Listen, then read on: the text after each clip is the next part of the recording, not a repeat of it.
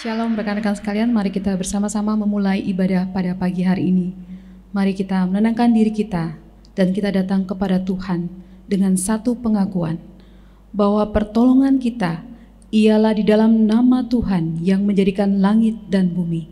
Turunlah atas kita sekalian berkat dan damai sejahtera dari Allah Bapa, Allah Anak, dan Allah Roh Kudus. Amin. Kita boleh ada hari ini semua karena kebaikan Tuhan. Tuhan masih memberikan kita nafas kehidupan. Dia yang masih memberikan kita kesempatan untuk boleh datang beribadah kepada-Nya. Apa yang tidak didengar oleh mata, yang tidak didengar oleh telinga, tidak pernah timbul dalam hati kita, Tuhan yang menyediakan bagi setiap kita yang mengasihi Dia.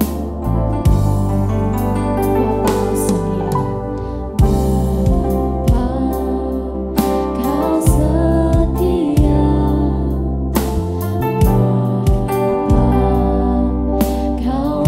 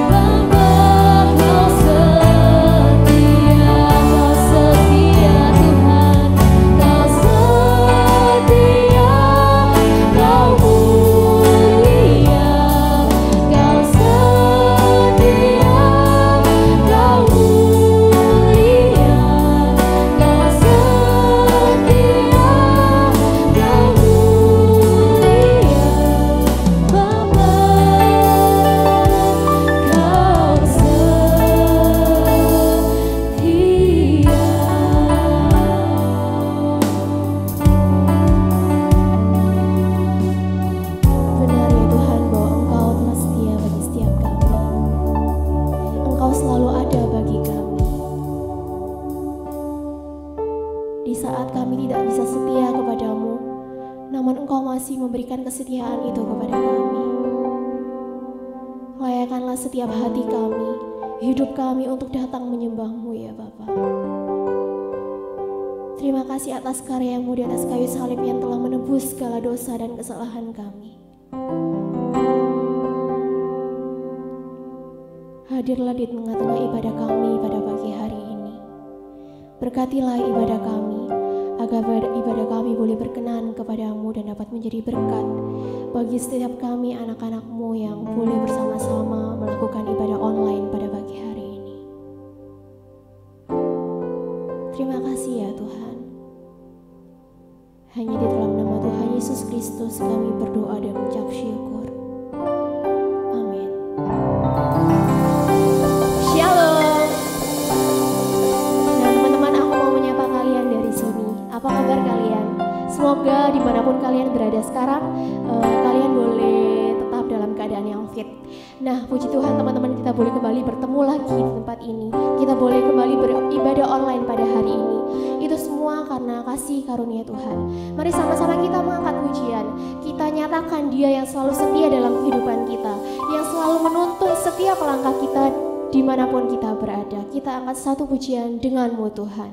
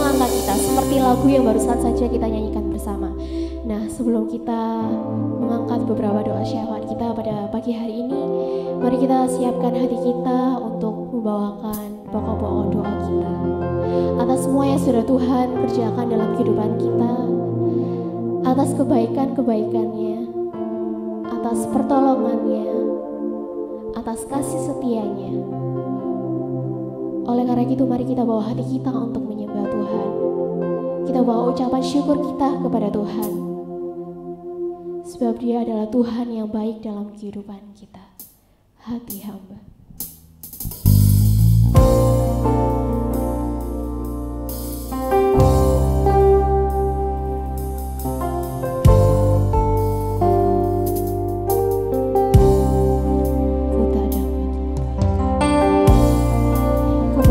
Sudah Tuhan terima dalam kehidupan kita. Mari sama-sama kita siapkan hati kita untuk membawa doa-doa syahadat. Tak dapat melupakan kebaikan yang Ku terima, pengorbananmu yang mulia.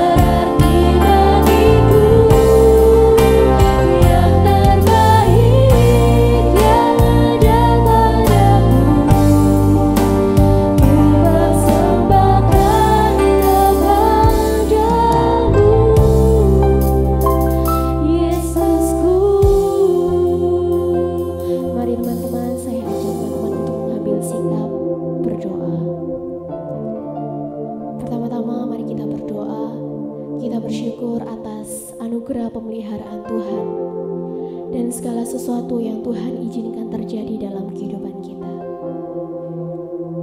Mari dengan suara senyap kita naikkan pokok doa kita. Tuhan, terima kasih atas pemeliharaan-Mu di dalam kehidupanku. Terima kasih atas apapun yang sudah Tuhan boleh izinkan terjadi dalam setiap kehidupan kami. Terima kasih ya Tuhan atas kayu-Mu, di atas kayu salib yang telah menebus segala dosa dan kesalahan yang telah kami perbuat. Terima kasih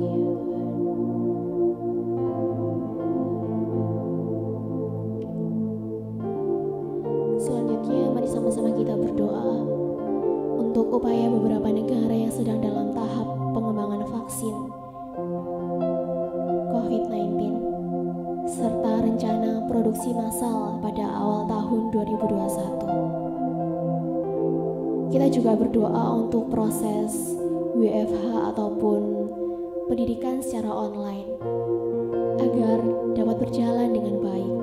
Segala kesulitan yang dialami boleh menemukan terobosan-terobosan yang baik agar tetap berjalan dengan baik pula. Mari sama-sama kita angkat suara kita naikkan bawah doa kita. Tuhan, yang mau berdoa untuk beberapa upaya negara-negara dalam mengembangkan vaksin COVID-19 ini. Kiranya apa yang mereka butuhkan boleh Tuhan sediakan, boleh Tuhan cukupkan. Hamba berdoa untuk rencana produksi massal vaksin tersebut agar boleh benar-benar berjalan sesuai dengan target yang ditentukan, yaitu pada awal tahun 2021. Tuhan, kami juga berdoa mengingat di mana virus ini masih terus ada di dalam lingkungan kita, di mana kita terbatas dan kita melakukan pekerjaan kita melalui rumah. Kita bersekolah, kita berkuliah secara online. Tuhan tahu bahwa itu adalah hal yang tidak gampang untuk kita lakukan dengan kebiasaan-kebiasaan kita yang melakukannya secara offline, namun kemudian kita dipaksa untuk menyesuaikan diri dengan adanya COVID-19 ini. Tuhan, kami berdoa agar setiap kesulitan yang boleh Tuhan izinkan terjadi selama pandemik ini, kami juga boleh menemukan terobosan-terobosan yang baik agar kami boleh tetap survive di masa-masa pandemik ini. Terima kasih ya Tuhan, dengarkanlah doa kami. Selanjutnya mari kita berdoa untuk perekonomian Indonesia yang saat ini mengalami resensi di masa pandemik ini.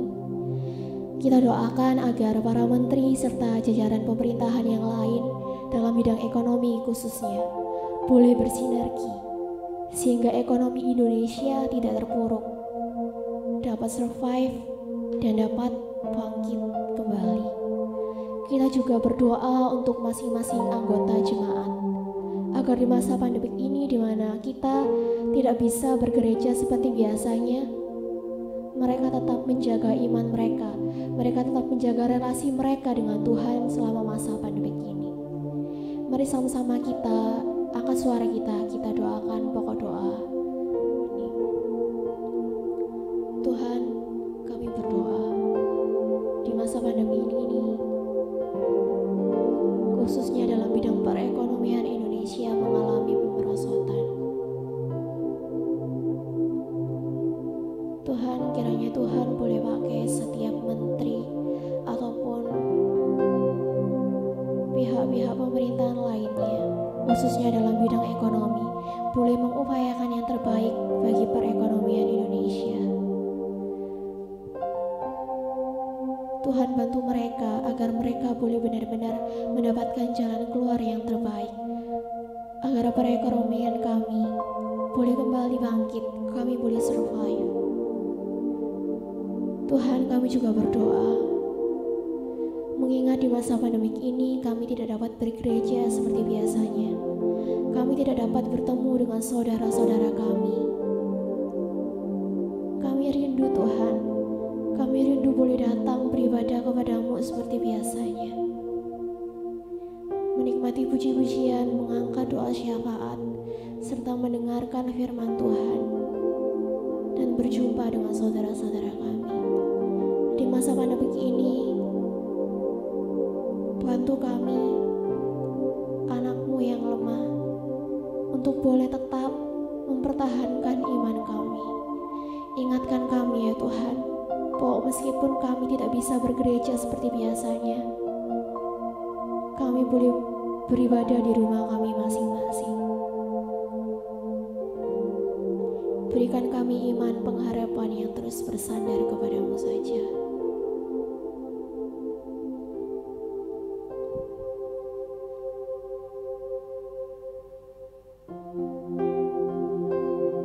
Terima kasih ya Tuhan. Kau bukan Tuhan yang melihat rupa, Kau bukan Tuhan yang memandang harta. Hati hamba yang selalu Kau cari, biar Kau temukan di dalamku. Selama ku hidup, ku mau menyembahmu, sebab Engkau sangat berarti bagiku. Yang ada padaku, ku persembahkan kepadamu. Yesusku, Kau bukan Tuhan, Kau bukan Tuhan yang melihat rupa, Kau bukan Tuhan yang memandang harta. Hati hamba yang selalu Kau cari, biar Kau temukan di dalamku. Jauh aku bagimu, ku mau menyembahmu, sebab Engkau sangat berarti bagiku. Yang terbaik yang ada padaku, ku persembahkan kepadamu. Yesusku,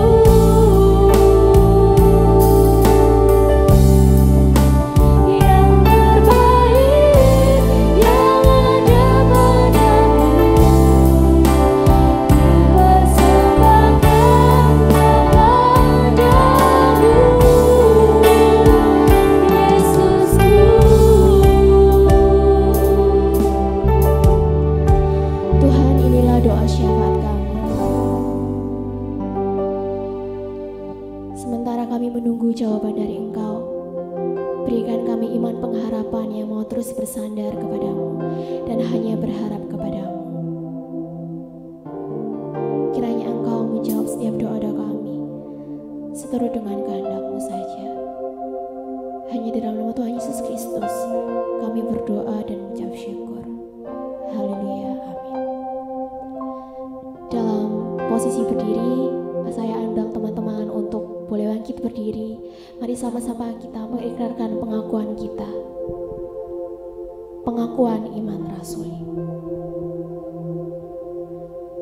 Aku percaya kepada Allah, Bapa yang Maha Kuasa, Khalik langit dan bumi, dan kepada Yesus Kristus, Anaknya yang tunggal Tuhan kita, yang dikandung dari Roh Kudus, lahir dari anak darah Maria, yang menderita sengsara di bawah pemerintahan Pontius Pilatus, disalibkan, mati dan dikuburkan, turun ke dalam kerajaan maut, pada hari yang ketiga bangkit pula dari antara orang mati, naik ke surga, duduk di sebelah kanan Allah, Bapa yang Maha Kuasa, dan dari sana Ia akan datang untuk menghakimi orang yang hidup dan yang mati.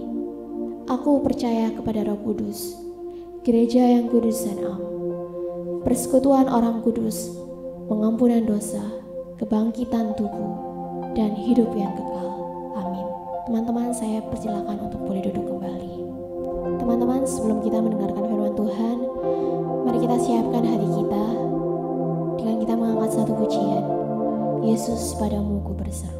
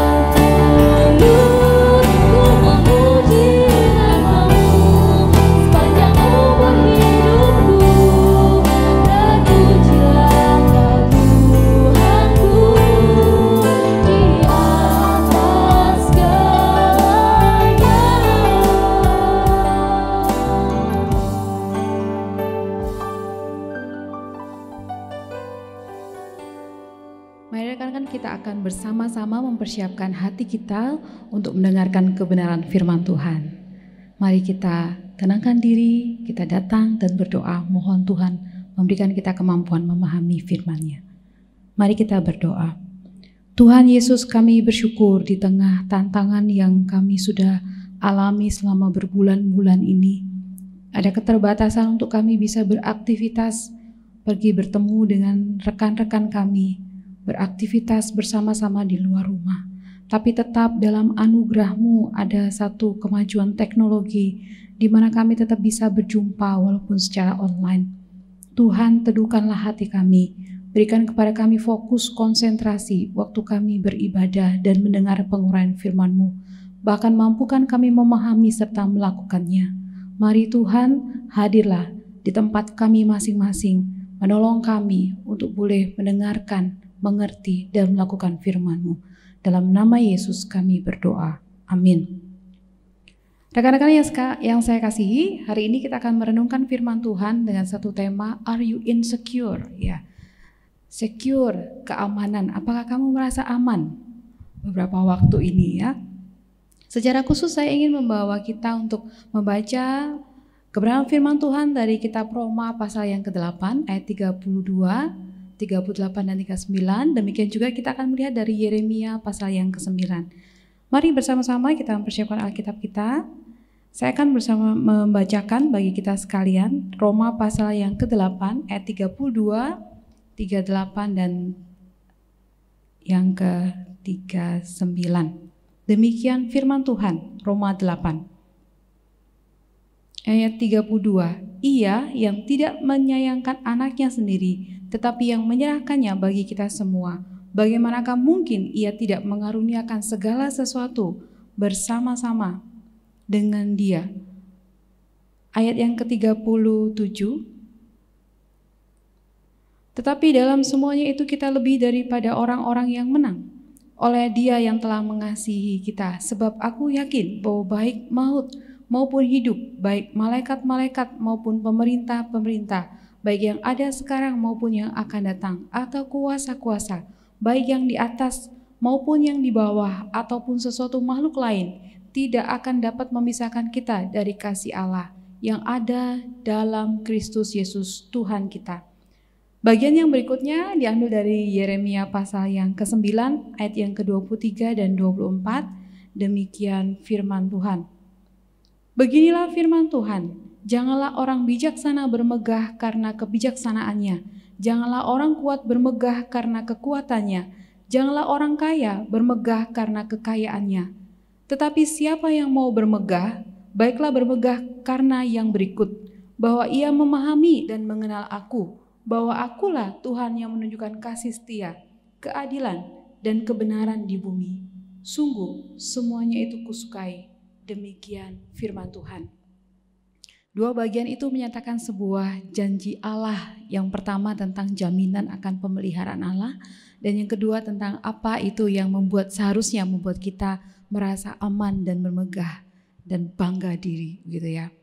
Baik rekan-rekan, di tengah-tengah kondisi pandemi ini seringkali kita terbatas melakukan aktivitas di luar rumah, sehingga kebanyakan aktivitas kita adalah di dalam rumah.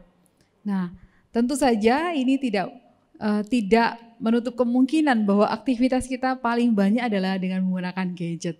Dan saya yakin gitu ya, salah satu dari kalian atau beberapa dari kalian menjadi orang yang sangat rajin mengunggah konten-konten tertentu, menguploadnya baik di YouTube atau Instagram dan lain sebagainya.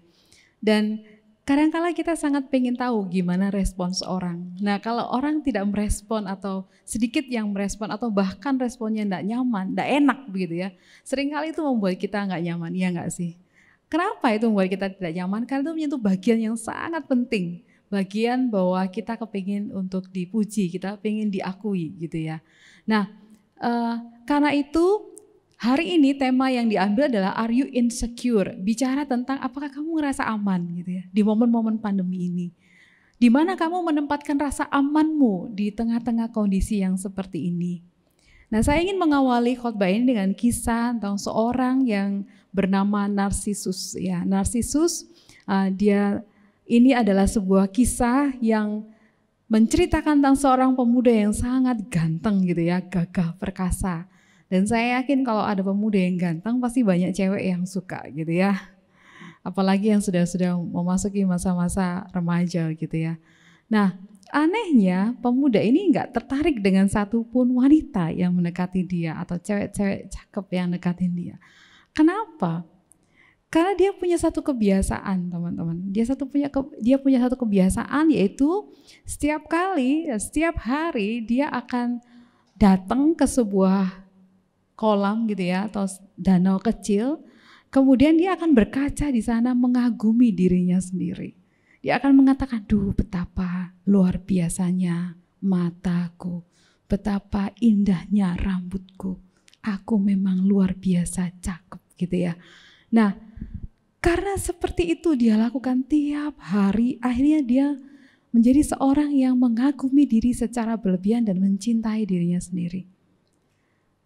Sampai akhirnya satu waktu, dia kemudian datang lagi ke danau itu dan karena begitu mengagumi dirinya, dia kepingin melihat, menyentuh orang yang ada dalam bayangan itu, akhirnya dia tercebur dan mati di dalam danau itu. Konyol banget kan ya cerita ini.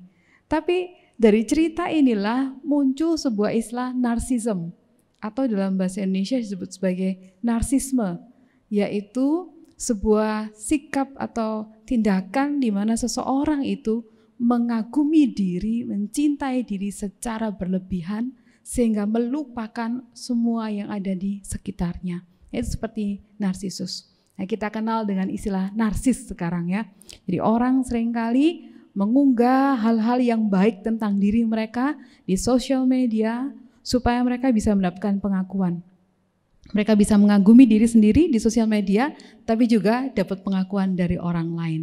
Nah, kadangkala kita suka sekali membandingkan berapa likes yang ada di sosial media kita, mungkin di Instagram kita, atau mungkin kita ada yang sudah bikin TikTok ya. Nah, kita mulai mencoba untuk membandingkan dengan milik orang lain, dan ketika kita ngerasa, wah lebih banyak punya aku nih, followernya lebih banyak aku, kayak kita merasa, ih nyaman banget ya, seneng banget gitu ya. Nah, rekan-rekan, apakah ini adalah sesuatu yang nyata, yang benar, kebanggaan yang benar-benar bisa dikatakan, ya memang itu suatu pencapaian sih, apakah betul seperti itu? Rekan-rekan, ada satu kisah nyata seorang yang bernama Pavel dari Rusia gitu ya. Dia adalah seorang free runner gitu. Dia melakukan aktivitas-aktivitas yang sangat ekstrim. Dia bisa melompat di bangunan yang tinggi, kemudian dia melakukan salto, ya. Dia juga melakukan hal-hal yang ekstrim lainnya.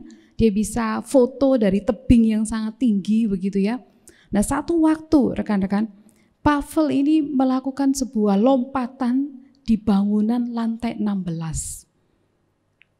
Foto yang kalian lihat nanti itu ya adalah foto yang diambil ketika dia itu melompat di bangunan lantai 16. Dan itu foto terakhir yang diambil dari dia, karena setelah diambil fotonya itu dia kakinya itu turun tapi tidak tepat di tepi daripada gedung itu, meleset sedikit dan akhirnya dia terjatuh dan meninggal dunia. Orang mungkin mengagumi foto itu, tapi tidak tahu berapa harga yang harus dibayar. Foto itu dibayar dengan nyawa. Kenapa dia mau melakukan itu? Sebuah kebanggaan diri untuk bisa melakukannya, tapi harganya terlalu mahal. Ada lagi teman-teman, orang-orang yang pengagum fashion gitu ya. Mungkin ada di antara kalian suka foto OOTD ya, outfit of the day gitu ya. Nah, ada orang-orang yang berasal dari Republik Demokrat Kongo gitu. Ada orang-orang yang dengan satu komunitas tertentu, Lasape namanya kalau saya tidak salah sebut ya. Negara ini adalah negara yang tingkat kesejahteraannya sangat rendah. Itu artinya untuk makan sehari-hari mereka bergumul luar biasa. Tapi perhatikan, kumpulan Lasape ini punya baju-baju yang sangat bagus. Baju yang sering kali bermerek. Walaupun mungkin bekas, tapi tetap bermerek dan itu harganya tetap mahal. Bahkan mereka punya sebuah slogan, lebih baik tidak makan ketimbang tidak pakai baju bagus. Bahkan mereka mengatakan bahwa baju bagus itu adalah makanan bagi jiwa mereka dan memberikan rasa nyaman bagi tubuh mereka. Artinya kebutuhan makan menjadi nomor yang kesekian dibandingkan dengan gaya hidup dan pengakuan orang banyak. Perhatikan ya, betapa pengakuan itu penting sekali. Nah, rekan-rekan, apakah ini juga harus menjadi gaya hidup seorang Kristen, begitu ya? Apakah pengakuan itu juga harus menjadi bagian yang kita kejar melalui sosial media atau relasi kita di antara teman-teman kita? Nah, hari ini saya ingin menunjukkan satu diagram yang dipakai biasanya ya oleh orang-orang dari lulusan psikologi, ya. Itu adalah tangga kebutuhan menurut Abraham Maslow. Semua orang akan mengalami yang model seperti ini menurut teorinya Maslow. Tapi ya saya ya agak percaya juga dengan ini, yaitu di tingkat dasar ya, yang level yang paling awal yang orang itu butuh adalah dia perlu dipenuhi kebutuhan makan, kebutuhan psikologisnya, dia perlu dipenuhi kebutuhan dasarnya dulu, baru dia akan merasa sejahtera. Di atasnya orang itu butuh rasa aman, artinya kita butuh tempat berteduh, jangan sampai kita kehujanan, benar enggak ya? Apalagi sebentar lagi mau hujan, kita sudah siap-siap nih, gimana nih? Apakah kita harus ngatur aktivitas kita begitu dan lain sebagainya. Kemudian yang ketiga, untuk orang merasa nyaman itu orang butuh relasi. Ada sebuah istilah mengatakan nobody is an island, artinya tidak ada satu orang pun yang bisa hidup sendirian. Orang butuh orang lain. Walaupun kadangkala pertemuan itu terjadi secara online, secara tidak real, tapi tetap dia butuh untuk berelasi. Walaupun via chat, walaupun hanya via telepon, walaupun hanya via email ataupun hal yang lain, tetap dia butuh berelasi. Dan itu tidak bisa dipungkiri. Tidak ada orang yang suka diam di kamar, tidak pegang gadget, tidak pernah hubungan sama orang sendirian, mulai dari lahir sampai mati, tidak mungkin bisa terjadi. Tetap dia butuh orang lain dan itu betul. Hal yang keempat adalah orang butuh diakui, orang butuh dihargai.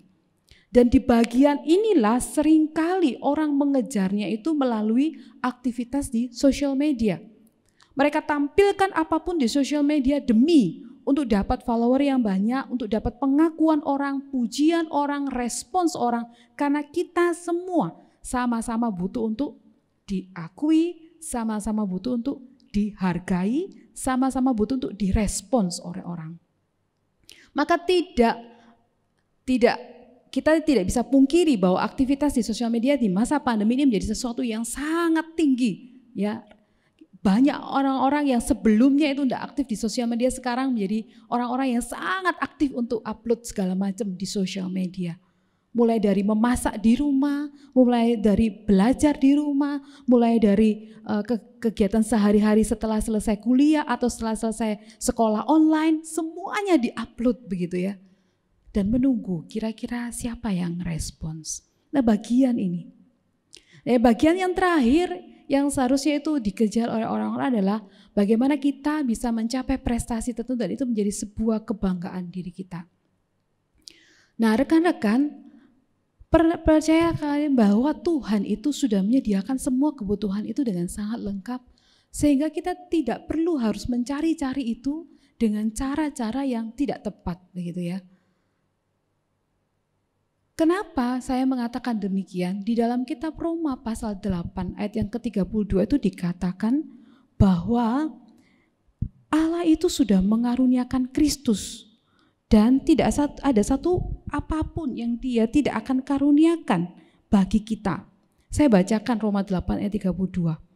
Ia yang tidak menyayangkan anaknya sendiri tetapi yang menyerahkannya bagi kita semua, bagaimanakah mungkin ia tidak mengaruniakan segala sesuatu kepada kita bersama-sama dengan Dia? Bicara tentang kebutuhan dasar, bicara kebutuhan relasi, bicara tentang kebutuhan akan pengakuan dan penghargaan, itu dikatakan di sana. Untuk kita, Tuhan itu sudah rela mati menebus dosa kita. Kalau nyawanya saja diberikan kepada kita, Kalau karya penebusan di kayu salib saja rela dilakukan, apalagi yang lain. Untuk masa depan kita, untuk kebutuhan kita sehari-hari, untuk apapun itu Tuhan akan berikan dan pasti Dia akan berikan. Maka bagaimana respon seorang Kristen terhadap aktivitas di sosial media? Maka sosial media itu tidak seharusnya menjadi tempat di mana kita mencari penghargaan dan pengakuan. Kenapa? Karena sesuatu yang ada di sosial media itu belum tentu kebenarannya. Seperti yang saya katakan tadi, orang berpura-pura berpakaian baik, tapi ternyata dia menelantarkan anak istrinya tidak makan seharian. Orang berpura-pura pakaian dengan baik, tapi dia menelantarkan semua tanggung jawabnya seharian demi mendapatkan satu foto yang baik. Orang berpura-pura melakukan sesuatu, menunjukkan sesuatu yang baik demi mendapatkan kesan yang baik terhadap dirinya sendiri. Tapi itu bukan dirinya. Itu bukan dia yang sesungguhnya. Orang Kristen tidak membutuhkan penghargaan atas dasar ketidakbenaran atau atas dasar kepura-puraan. Bahkan ketika kita masih tidak layak dan sangat salah di hadapan Tuhan, kita orang berdosa, Allah mengasihi kita. Dia rela mati bagi kita. Maka kita sudah cukup berharga tanpa itu. Nanti kita akan belajar, jadi bagaimana kalau gitu kita harus menghadapi tantangan di sosial media. Tapi kita lanjutkan dulu ya yang bagian kedua. Kebanggaan kita itu kebanggaan terhadap apa? Karena kebanyakan orang membanggakan dirinya atas dasar pujian orang lain. Tapi kita tidak, teman-teman. Di Yeremia 9 ayat yang ke-23 itu dikatakan barang siapa bermegah, kemegahan kita itu ada alasannya. Dikatakan, janganlah orang bijaksana bermegah karena kebijaksanaannya. Janganlah orang kuat bermegah karena kekuatannya. Janganlah orang kaya bermegah karena kekayaannya. Kenapa begitu? Karena kebijaksanaan, karena kekuatan dan kekayaan itu adalah sebuah berkat dari Tuhan. Itu adalah sebuah kepercayaan yang Tuhan titipkan kepada kita. Itu bukan milik kita. Sewaktu-waktu Tuhan bisa ambil kekuatan kita. Buktinya orang bisa menjadi tua dan orang bisa menjadi tidak berdaya. Lalu untuk apa bermegah dan menyombongkan diri karena kekuatan kita? Itu adalah sesuatu yang Tuhan titipkan kepada kita untuk kita beraktivitas dengan bijaksana. Dan dikatakan jangan orang bijaksana bermegah karena kebijaksanaannya. Kenapa? Karena kebijaksanaan itu juga adalah anugerah Tuhan. Itu Tuhan titipkan kepada kita sehingga kita bisa berlaku benar di hadapan orang lain. Kemudian janganlah orang kaya bermegah karena kekayaannya. Teman-teman, apapun merek arlojimu, apapun merek sepatumu, apapun merek tasmu atau bajumu, itu tidak menentukan hargamu sama sekali. Kalau hargamu ditentukan dengan itu, betapa murahnya hargamu. Karena hargamu bisa dibeli. Nilaimu dan kebanggaanmu tidak ditentukan oleh merek apapun yang melekat pada tubuhmu. Tidak ditentukan oleh seberapa banyak tabunganmu yang kamu miliki hari ini. Karena kalau Tuhan sudah mengambil itu, hanya sekejap saja itu akan hilang. Lalu apa yang mau dibanggakan? Tuhan katakan, barang siapa bermegah, hendaklah ia bermegah karena ia mengenal dan memahami aku. Artinya, orang ini adalah orang yang tahu bagaimana cara menggunakan kekuatannya. Orang ini yang mengenal Tuhan tahu bagaimana cara menggunakan kebijaksanaannya. Orang ini adalah orang yang tahu bagaimana cara menggunakan kekayaannya. Dia tidak akan pernah menggunakan setiap peser dengan cara yang bodoh, dengan cara yang tidak bertanggung jawab. Karena dia sadar apa yang Tuhan mau atas itu. Apa yang Tuhan mau atas kepercayaannya itu. Nah rekan-rekan, saya pikir ini sesuatu yang sangat penting. Tidak peduli orang bilang apa tentang kita. Tidak peduli orang bilang apa tentang keluarga kita. Tidak peduli orang bicara apa tentang merek baju kita. Itu tidak mempengaruhi harga kita. Karena harga kita tidak ditentukan oleh semua itu. Dan kebanggaan kita bukan pada baju atau pakaian atau outfit apapun yang kita pakai. Tapi tentang bagaimana kita memahami kehendak Tuhan melalui semua berkat-Nya itu. Banggalah ketika kamu tahu bagaimana menggunakan kepintaranmu. Banggalah ketika kamu tahu tentang kehendak Tuhan bagaimana menggunakan apapun yang Tuhan percayakan padamu. Hal yang ketiga, bicara tentang pencapaian. Apakah saya harus berusaha untuk bersaing dengan orang lain? Apakah saya harus berusaha menunjukkan kepada orang lain tentang pencapaian, tentang prestasi saya? Dan kalau saya tidak mencapai seperti yang orang lain capai, itu artinya saya tidak berharga. Oh bukan, tidak. Tidak semua orang diciptakan Tuhan untuk menjadi juara satu olimpiade matematika.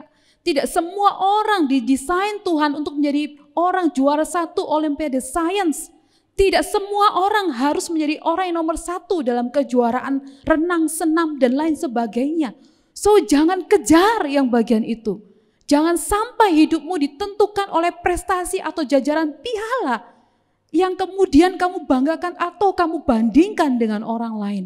Dan ketika kamu tidak banyak mencapainya dan lebih banyak orang lain, kamu merasa minder dan tidak punya kebanggaan lagi. No, karena dikatakan yang Tuhan sukai adalah ketika orang tahu bahwa Tuhan adil, Tuhan setia, dan Tuhan kasih.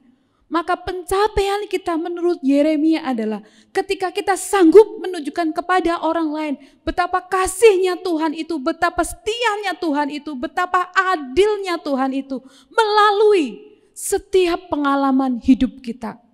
Apakah kamu berhasilkah atau kamu gagalkah? Ketika kamu ada di ataskah atau ketika kamu di bawahkah? Kamu tetap menunjukkan Tuhan kasih dalam hidupku.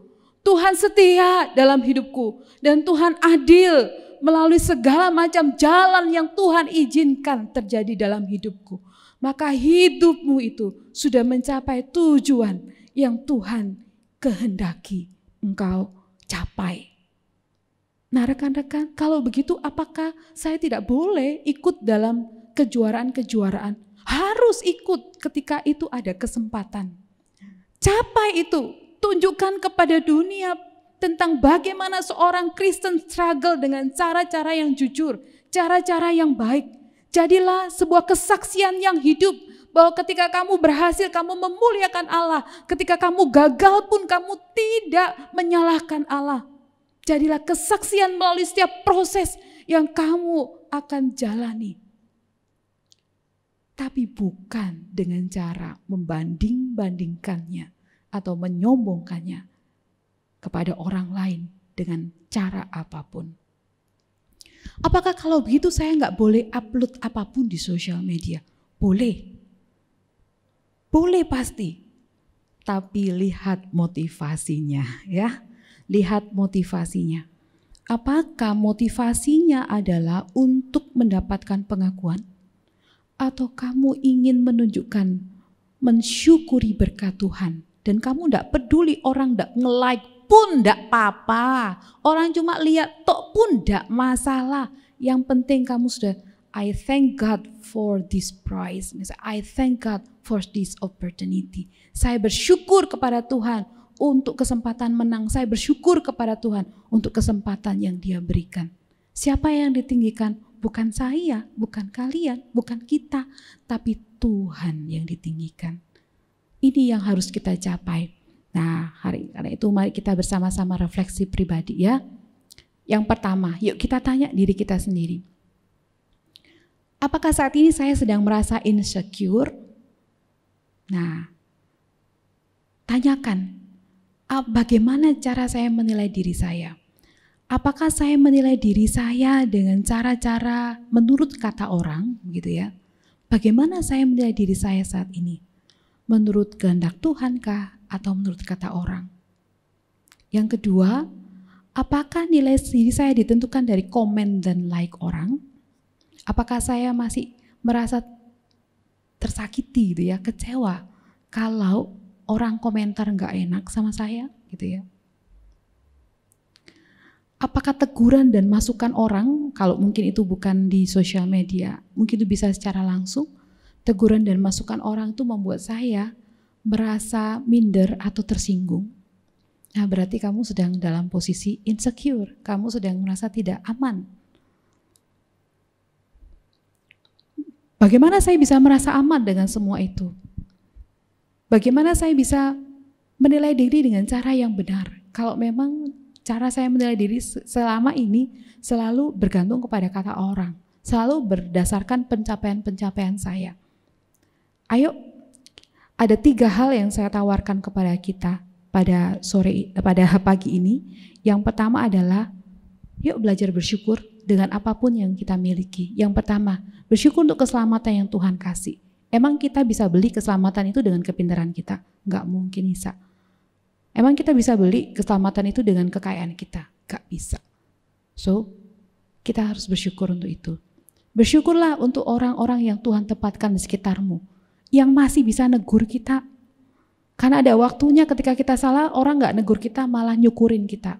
Kalau masih ada orang yang negur, bersyukur untuk itu. Bersyukur untuk setiap hal kecil, kegagalan-kegagalan yang diizinkan, karena itu proses bentukan untuk membuat kita jadi orang yang tough. Bukan jadi orang yang dinabobokkan dengan keberhasilan dan akhirnya ketika satu waktu kita gagal, kita jadi hancur, lebur, tidak bisa bangun lagi. Ayo bersyukur untuk pengalaman itu. Maka rasa amanmu tidak akan ditentukan oleh prestasimu, rasa amanmu tidak akan ditentukan oleh komentar orang, rasa amanmu ditentukan oleh kasih Kristus. Yang kedua, ayo menempatkan nilai diri kita bukan pada apa kata orang, tapi pada standarnya Tuhan, pada ukurannya Tuhan. Ukurannya Tuhan tadi apa? Bahwa kita itu sudah dibeli dengan nyawanya Kristus. Kita mahal banget, mahal pakai banget gitu ya. Dan yang kedua, pencapaian kita itu bukan pada prestasi-prestasi yang ada, yang akademis dan lain sebagainya. Tapi ketika kita berhasil menunjukkan Tuhan yang setia, Tuhan yang baik, Tuhan yang adil dalam hidup kita, dan orang lain mengenal Tuhan melalui hidup kita.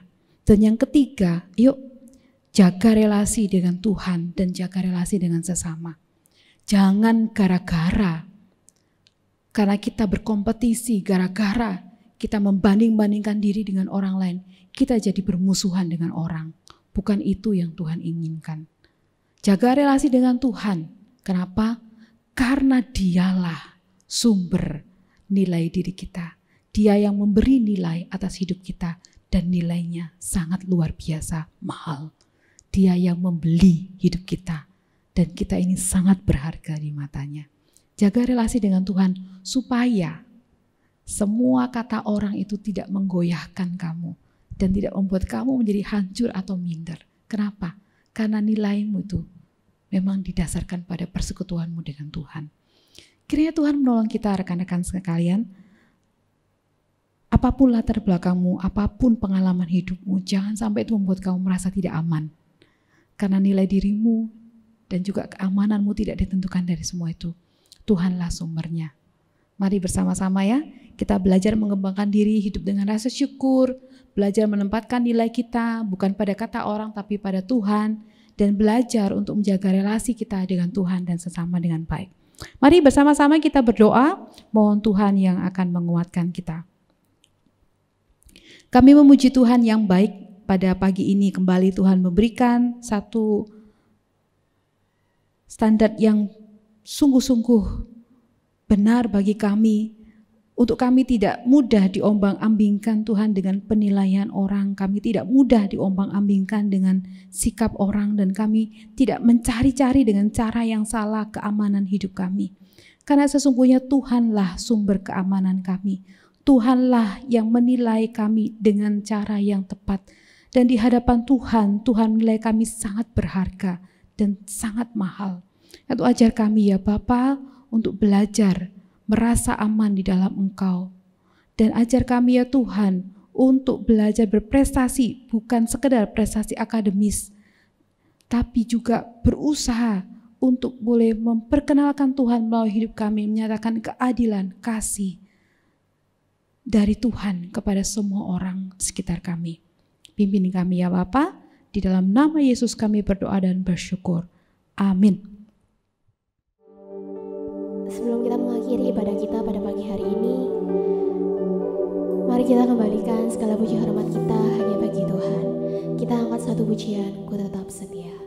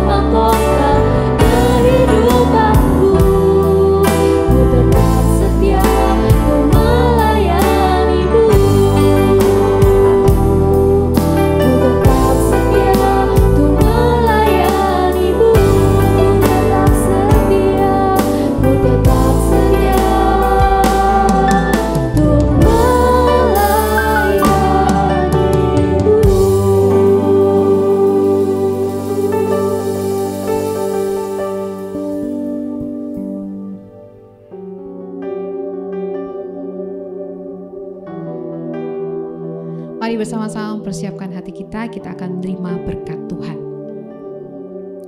Kiranya kasih sayang dari Allah Bapa, cinta kasih dan karya penebusan dari Yesus Kristus, tuntunan, bimbingan, pertolongan, penghiburan dari Allah Roh Kudus menyertai kita sekalian, supaya kita boleh menjadi duta-duta Kristus, saksi-saksi Kristus dimanapun kita berada, mulai hari ini sampai selama-lamanya. Amin.